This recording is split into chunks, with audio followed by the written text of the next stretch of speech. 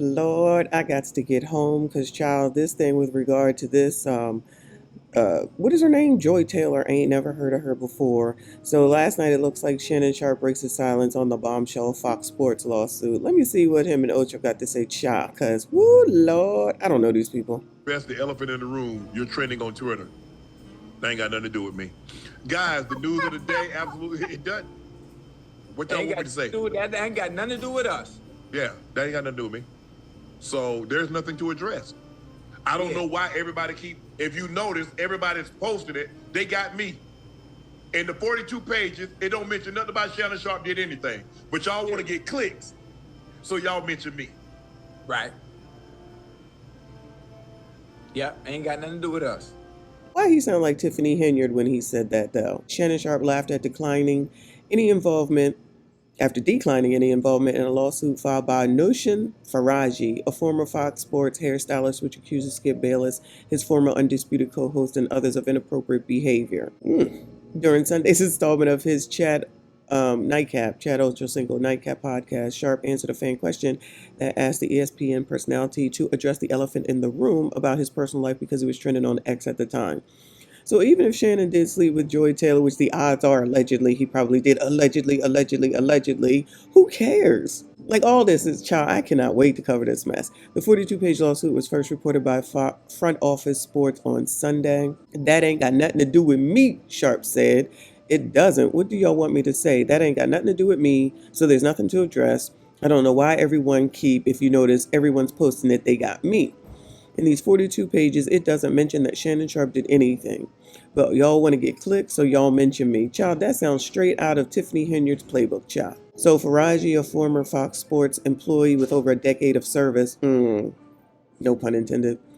I know it's not her, but I'm just saying, pause. Does not accuse Sharpe of any wrongdoing in the lawsuit. Sharpe is mentioned, though, in the lawsuit in which Faraji alleges Bayless accused her of having X with Sharpe. Okay, so Sharpe is mentioned, though, in the lawsuit in which Faraji, the person filing the lawsuit, alleges that Skip Bayless, accused Faraji of having X with Sharpe. Lord. On April 13, 2022, Mr. Bayless texted Ms. Faraji, "Not comfortable coming down there. Just do what you need to do." "It's okay," Ms. Faraji asked him what was wrong. My turn! You told me it was my turn. You can talk all that you want to, yell and scream. He replied, "Same stuff, worse." Ms. Faraji, concerned about her own job, walked to Mr. Bayless's fitting room to see if everything was okay. You walked down to his room, huh? Mr. Bayless answered the door, and before Ms. Faraji could speak, he began to angrily accuse Ms. Faraji of effing Mr. Sharpe. My turn! You told me it was my turn. You can talk all that you want to, yell and scream. Ooh, okay. So Skip was jealous. Didn't they have a crazy ending when Shannon left? I guess it was it over her? Was it around the time that this happened? Ms. Faraji tried to explain that she did not have any feelings towards Sharpe and had never slept with him or any other talent member or employee at Fox, but before she could speak, Mr. Bayless demanded she come to his car after the show. What? My turn! You told me it was my turn. You can talk all that you want to, yell and scream. Ms. Faraji responded that she could not come sit in his car as it was inappropriate. Mr. Bayless grew irate and then left. The lawsuit states that during a phone call between Bayless and Faraji on April 16, 2022, Mr. Bayless then angrily stated that he heard her talk to Sharpe with her her OPP. Ms. Faraji knew this to be untrue and was embarrassed and angry. Wow. Ms. Faraji responded that even if she had been dating Mr. Sharpe, which she wasn't, it shouldn't matter at all because she only had a professional relationship with Mr. Bayless. Clearly, he didn't think so.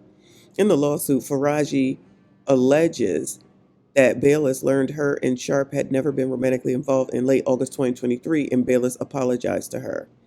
Child, you could keep that. You could keep all that. This is crazy.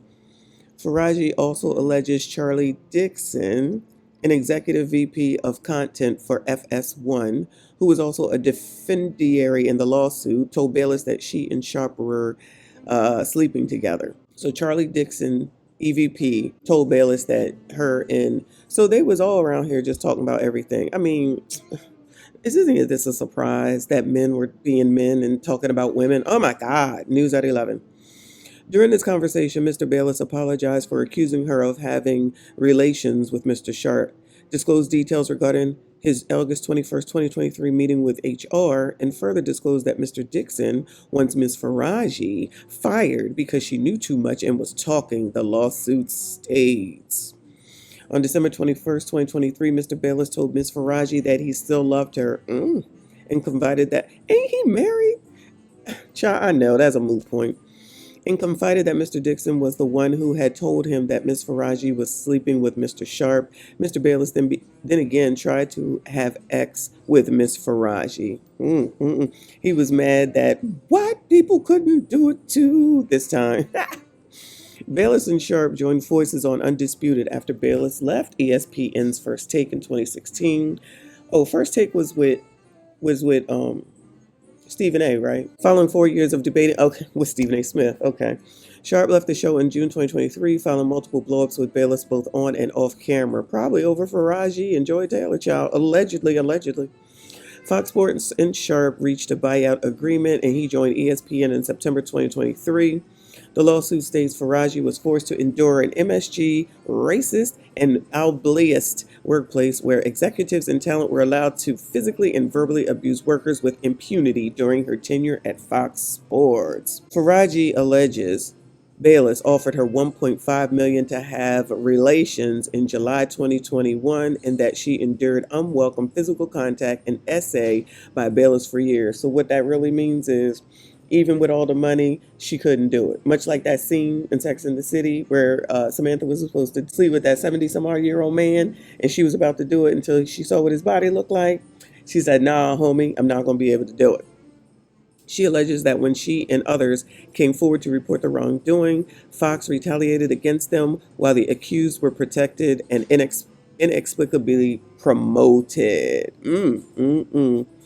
Child, if it ain't one thing, it's another. Welcome to 2025.